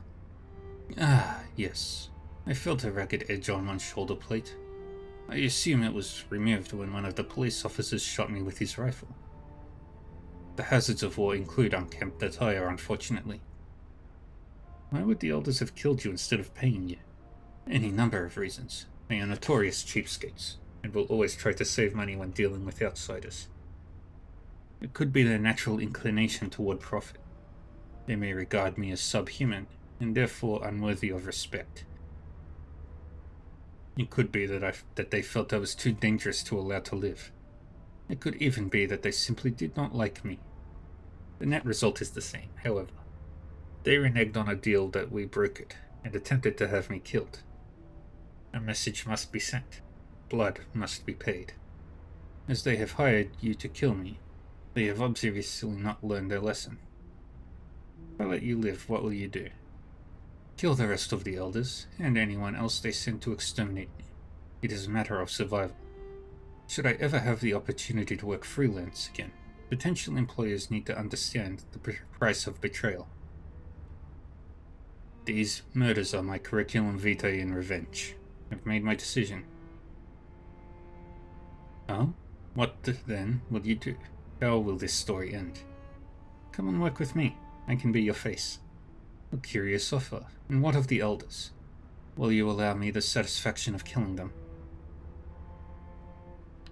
I want to see what they have to say first. I would counsel you not to believe their words. But you have the sound of one who is wary as a matter of course. Very well. Let us wait for until a bit later in the night. Most pedestrians will be off the street, and it will be easier for us to approach the Wampoa without being noticed. Sounds like a good plan.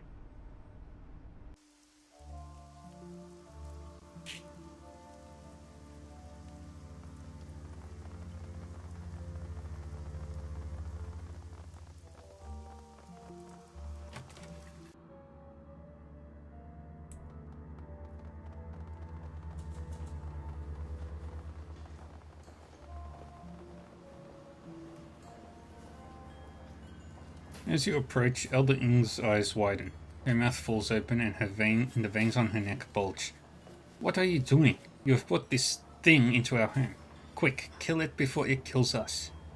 Porter hefts his pistol warily, but does not aim it at anyone. Yeah, I have to say, this isn't a good idea. Why the hell is a ghoul in here, and why is it wearing armor?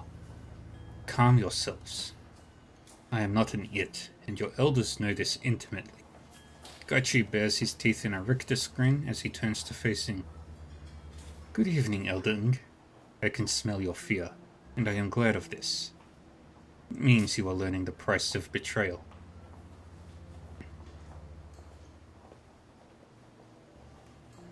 Whoa, what the hell is going on here?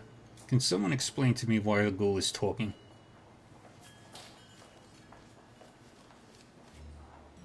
Gaichu had a contract with the elders and they betrayed him.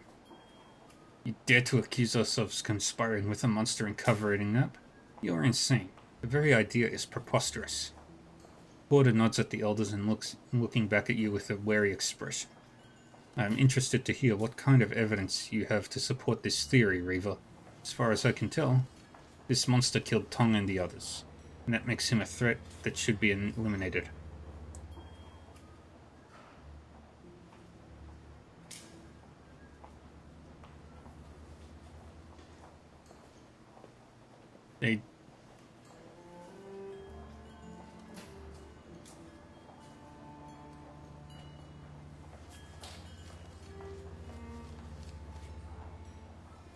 The elders hired Gaichu to kill Elder Magpie and make it look like she disappeared. You believe this vermin? This creature that feasts on metahuman flesh, that kills and dismembers our tribesmen. You are a naive and foolish woman if that's the case. Ink spits on the ground in front of Gaichu. What proof do you have that Magpie is dead? Ink, please. It matters where an elder... It matters where an elder is accused of breaking our law. The other elders generally judge them.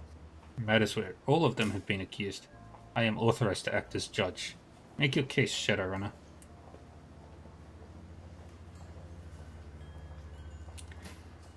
There was a large amount of blood in her shower drain. So what? Perhaps she cut herself and washed the cut off. Or perhaps you are mistaken about it being blood. We're simply guessing as to what happened. That's true. It's a guess. And even if it's her blood, that doesn't prove that the elders hired the school to kill her. Porter gives Elder Ip a sidelong glance. The elders have always protected Whampoa Garden to the best of their ability. I found Magpie's necklace in the storm drains. Porter takes a moment to examine the necklace. He nods at you. This is definitely Elder Magpie's. If you found it in the storm drain, that's suspicious, but hardly proof on its own. Of course it's not proof. The number of things lost down storm drains in Hong Kong must number in the tens of thousands per year. While unusual, it is hardly evidence of foul play. She hasn't been seen in a month, not by anyone. She wouldn't just disappear like that. That may be unlikely, but it's hardly impossible.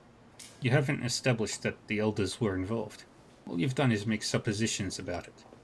What proof do you have that we hired and betrayed this creature? I won't step by and listen to idle accusations without any kind of concrete evidence to back it up. What about the fight with the Hong Kong police force? How do you mean? What does that have to do with the elders and the ghoul? The evidence in the garage points to a fight with someone using a sword. We allowed the police into Whampoa Garden because they were hunting someone. They never told us who or why they were looking for their quarry. It didn't have anything to do with us. Gaichu hisses through clenched teeth, addressing Porter Lamb. I was only in the garage to collect payment from them. The ordinary residents were warned of the HKPF's arrival and were gone by the time I arrived. That's suspicious, I admit. Porter regards the elders for a long moment. Still doesn't prove the elders knew that it was the ghoul. This is a piece of Gaichu's armor I found in the garage. The markings on it prove it. You point out the armor's markings to Porter and he nods with some satisfaction. This is from his armor definitely, but how does it prove the elders knew of the ghoul's existence? The police officers were abnormally armed and armored, with much heavier gear than a normal patrol. They were armed with armor-piercing, discarding sabot rounds. That's hardly standard issue. Lesser weapons wouldn't have broken that armor plate. If all they were looking for was a common fugitive, why be prepared for a fight of that magnitude? Obviously they knew what they were searching for. That doesn't mean we did. You Whampoans don't allow police inside the area. Why make an exception this time? The police were polite and asked our permission to enter. They were hunting a non-Whampoan. That was reason enough for us to allow them in. Porter considered this for a moment and then shakes his head. That doesn't add up, and why would the police ask us for entry now? They've never been polite before, and they've always tried to force their way in here. It just doesn't ring true to me. Did you ask them to come in order to hunt down this ghoul? Preposterous. Porter, you know what our community is like. We wouldn't lie over something like this. This ghoul has been lying the entire time, trying to cover his tracks. He's still brutally murdered several elders. That's true. Those murders were vicious and cruel. Porter fixes you with a hard stare. I don't see any way to explain that away. This ghoul was a monster for how he killed Tong and the others. Tong's body was a mess, true, but he died quickly from a sword blow to the neck. I struck Tong down with a single blow from my sword. The mess made of the body was to send the elders a message, but I had no desire to make Tong suffer. At any time, Ing and the other elders could have made amends, and the killings would have ended. Instead, they hired a Shadowrunner to kill me. It's not about cruelty, it's about sending a message. That's not what I would have expected looking at the body. You killed him before you dismembered him? That's right. and they killed the other elders in a similar fashion. There was no cause to prolong their suffering. The message was for the living elders, not the dead. If the elders wished to treat me like a monster, they would terrorize them like one until they paid reparations for their mistake.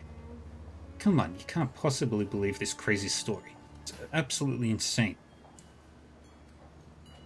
Tong wasn't tortured. There was no astral residue of pain or fear. He didn't even feel the blow. That's correct. I struck a single blow while his back was to me. His death was instant. Regrettable that he had to die for your follying, but necessary to protect my reputation. Glares at Gaichu in stony silence before addressing Porter. I cannot believe what these people say. They are not to be trusted. And even if this is true, he still killed Tong. Porter looks back at Ng, his expression flattened without emotion. Maybe so, but a monster would not take Tong's suffering into account. He may be a killer, but he's not heartless. The scene of Tong's murder, like the others, was a deliberate sham. It was made to look more horrific than it was.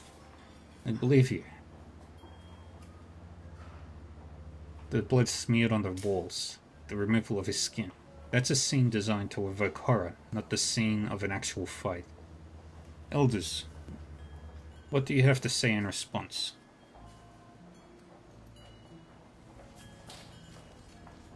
This is a farce. We have dedicated ourselves to protecting the Wampoan tribe and everyone who lives in Wampoa Garden.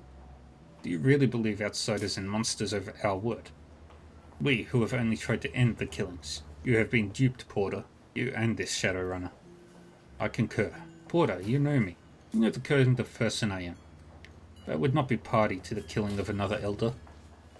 Can't believe we're even entertaining the notion that we have to defend ourselves. We should be disposing of this ghoul instead. Tang narrows his eyes at you, hissing. If you think I'll forget this, you're sorely mistaken. I will not tolerate this kind of insult.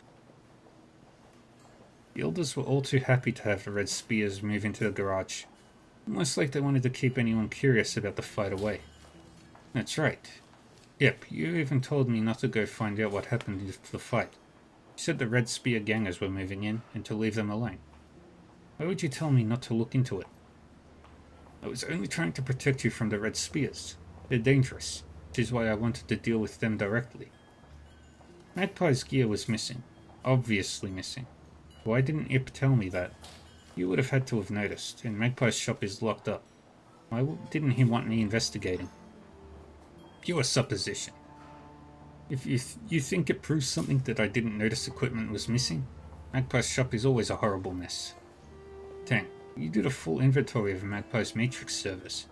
You assured us everything was running fine and you were able to continue her work. I find it hard to believe you missed something as obvious as missing equipment, especially while searching her stock. That's all I've got. Alright, I think I have some idea of what's going on here. And, what do you believe the real story is? Gaichu seems to be telling the truth. Elders, too many facts don't add up. You are obviously hiding something, possibly a great deal, from the rest of the tribe. I am sorry, but I have to take you into custody until the community can decide the extent and manner of your punishment. Death would seem appropriate to me, especially given that they kept up this charade even to you, one of their most trusted citizens. Don't you dare talk to me like that, you disgusting beast. Ip begins to raise his weapon. Porter reaches out to stop him. Ip reluctantly stops. Ip, no. Don't make this any worse than it is. Porter turns to face you. Thank you, Reaver.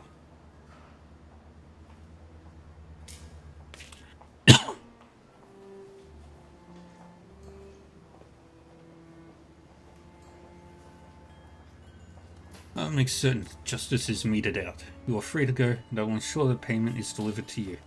So long as you take Gaichu with you. Can't have him staying here. He'll be coming with me.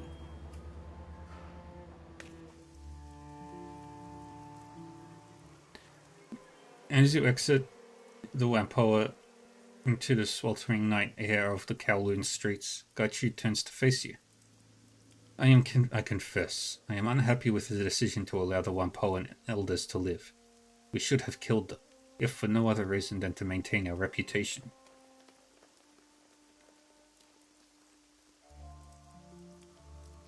That's why I let them live. That's not how we do things. Gertrude bows to you, head held very low. I can accept this. I am unused to working with Shadowrunners, and assumed you would see things as I do. Hopefully there is much I can learn from you. Shall we leave this place? I am eager to be done with Wampoa Garden. Alright. Now we head back.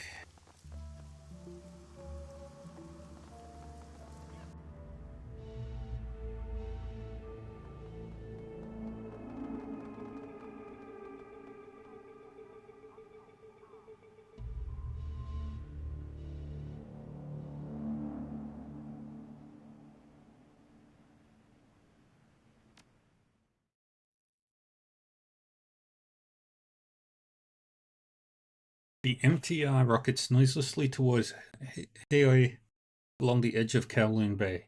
The black water glitters in the night with the light of 1,000 reflected storefronts. Gaichu stares sightlessly out the window, one hand pressed to the glass. The plot by the elders is exposed and Porter Lamb is in your debt. You have a new ally and the respect of the Wampoans. Sometimes everything goes right on a job. You can count yourself lucky this was one of those times.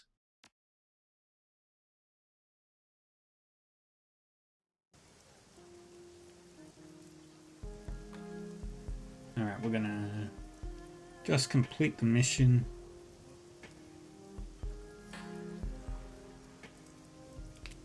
And then finish up. Talk to Maximilian, because he's part of the Wampoan tribe. Maximum Law surveys the docks from beneath his meticulously patched tarpaulin. He's goggled and belted with electronics, his arms folded, his expression stern. A sweat-drenched little king. His boat rocks gently. As you approach, he looks sharply your way and breaks into an awkward smile. Hey, Reaver. I was hoping you'd come around. Got a minute? What's up? Kindly had Wampoa burn your sin. Word is you're doing work for her, not normal Yellow Lotus stuff. Law shifts from foot to foot.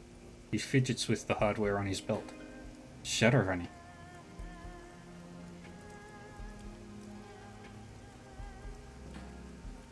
Yes, now I'm an unusual asset. Wicked. Law says it distinctly in a hushed tone. Then seems to catch himself. He draws himself up to his full height. His usual demeanor of self-assurance returns. That's pretty ironclad, Reaver. Pretty vicious. If you do good, you'll be noticed. Listen, if you've got info about runs, I can make it worth something. We Wampoans call that kind of thing metadata. Wampoa likes to get the word on the street from the active operators.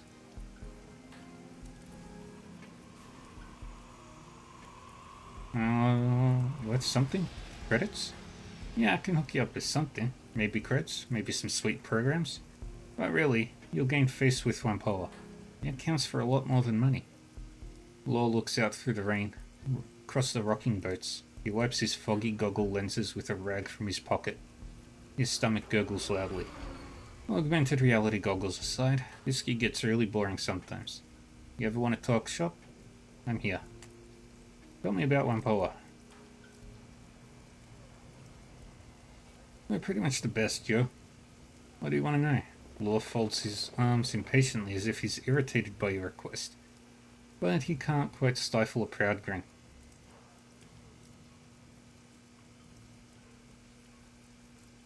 What's a Wampoan doing on Kindly's turf for your liaison? What am I doing here? Law seems shocked by the question. I'm an ambassador. I broker Wampoa's services to Heoi. Emissaries like me are all over the Kong, tying it together in an invisible network.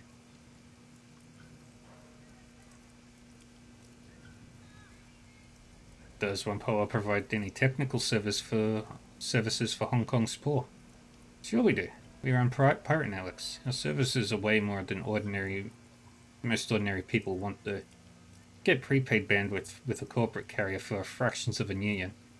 But you're selling your soul. They monitor it. If you want to operate unmonitored by corporate algorithms, you've got to fly through the one-polar network. That's the only place to be. I want to talk about something else. Thanks for telling me about one polar. Outsiders don't understand us. Maybe you can, if you're really smart. We're in a whole different world than most people. Like, I'm seeing 3 streaming videos and live network stats on my goggles right now. Time's wasting, Reaver. Law kicks one of the bins at his feet. The sea of electronics parts within it rattle loudly. Gonna buy something? Your elders hired a ghoul assassin to... I know. This piss-drinking, pig-sucking... Law erupts into a torrent of livid, awkward profanity. Some sort of pigged-in Cantonese and text speak. He catches himself short, pulls himself back together and clenches his fists. You know whose fault this is? Ing. She always had it in for Magpie because Magpie was a genius. That turbo-snorting woo-woo idiot and her lackeys almost destroyed the Wampoa network. He folds his arms across his chest. I hope they string the bones of those morons from the gutters with a bunch of monofilament wire from the blessed autofab. Law pauses and looks over at you. I've heard all the rumors, but what's the full story? What do you know? You need to port this data out to the whole tribe. Here you go. He listens in prolonged silence as you lay it all out. When you're done, he shakes himself as if awaking from a bad dream. Whoa. Law seems stunned. For real? Man, this is going down in tribal law, Reaver. Yeah, this is a cred stick I keep on hand for when people have special information. Take it. You've earned it. I kinda wanna think now. And share files. See you later. Law. You gotta go. Okay, watch your back and shoot straight and all. Law grins at you and dexterously flashes a hand sign that Shadowrunners give each other in holovid shows. I've got things to do too. Alright, let's go.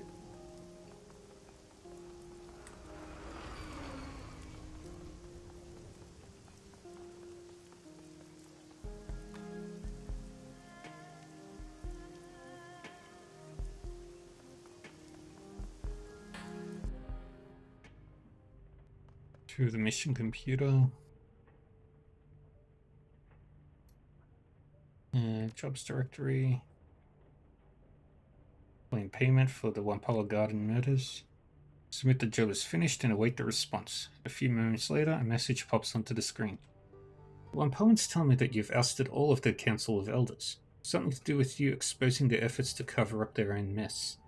It isn't the resolution I expected, but I think it's acceptable. If there's one thing I don't trust, it's people who don't pay what they owe. Thankfully, the Wampoans are more reliable than Ing and her allies. So am I. Your payment is attached. Kindly Cheng.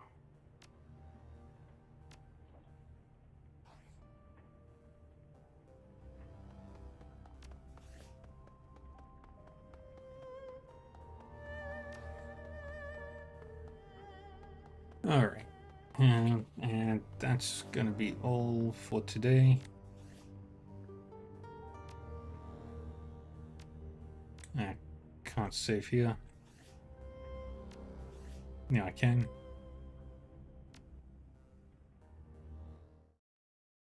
Then we'll go through this town, talk to everybody tomorrow.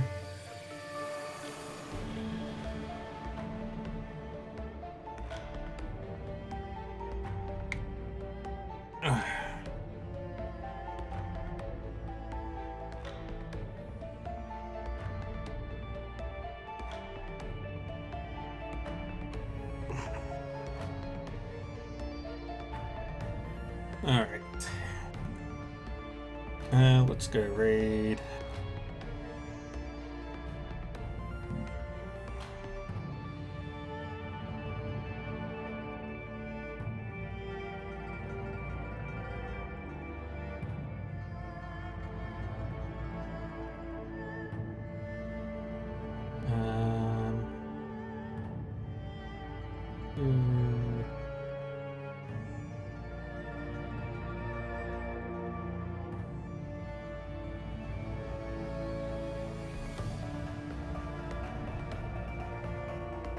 Yeah.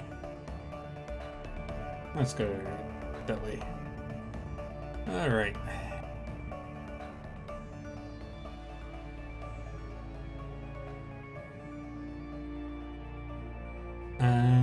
But thank you everyone for joining me. I will be back again later tonight with Etrian Odyssey 2. We're very close to finishing that. And we might finish it next week, we might not. We'll see. Yeah, and Etrian Odyssey 2 will be the last stream of 2025 next week. Alright. So thank you again everyone for joining me. Appreciate you all. Take care of yourselves, stay safe, stay happy, and stay healthy, and I'll see you later. Bye-bye.